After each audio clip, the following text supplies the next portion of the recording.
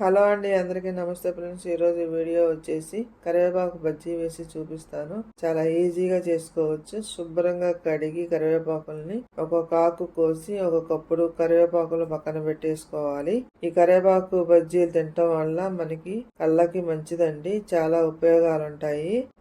బౌల్లోకి ఒక కప్పు శనగపిండి వేసుకొని సరిపడా ఉప్పు, సరిపడా కారం, కొంచెం వాము, కొంచెం సోడా ఉప్పు వేసుకొని కలుపుకోవాలి. ఇలా కలుపుకుంటే ఉప్పు కారాలు అన్ని బాగా కలుస్తాయి. మంచినీళ్ళు పోసుకుంటూ కలుపుకోవాలండి. మరి చిక్కగా కాకుండా మరి జావుగా కాకుండా కలుపుకోవాలి పిండి. బజ్జీలు వస్తాయా రావా అని ఎలా తెలుసుకోవాలంటే నేను చిన్నగా చెప్తాను, అది ఫాలో అవ్వండి. ఇలా కలిపిన తర్వాత ఇలా ఏలు పెట్టి చూస్తే మనకి బజ్జీలు వస్తాయా రావా అని తెలుస్తుంది. ఏలుకి పిండి కరుచుకుంటే మనకి బజ్జీ పర్ఫెక్ట్ గా వస్తాయని తెలుస్తుంది. అప్పుడు మనం ఈజీగా బజ్జీలు వేసుకోవచ్చు.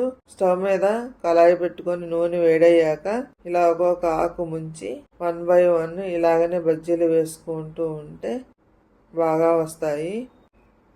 వేయంగానే కలపకుండా కొంచెం ఫ్రై అయ్యాక అట్లగా ఆడితో కలుపుకుంటూ తిరిగేసుకుంటూ ఫ్రై చేసుకోవాలి. చూడండి ఎలా వచ్చాయో. ఎలా కలుపుకుంటూ ఫ్రై చేసుకోవాలి.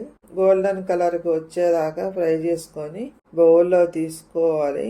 చూడండి ఎలా ఫ్రై అయిపోయాయో. ఇలా ఫ్రై అయిపోయాక ప్లేట్లో తీసుకోవాలి. ఇలా సర్వ్ చేసుకుందాము.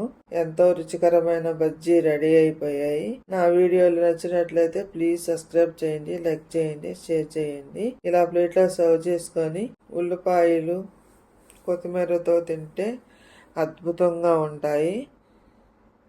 మీరు ట్రై చేసి నాకు కామెంట్ పెట్టండి. నా వీడియోలు నచ్చినట్లయితే ప్లీజ్ సబ్స్క్రైబ్ చేయండి, లైక్ చేయండి, షేర్ చేయండి.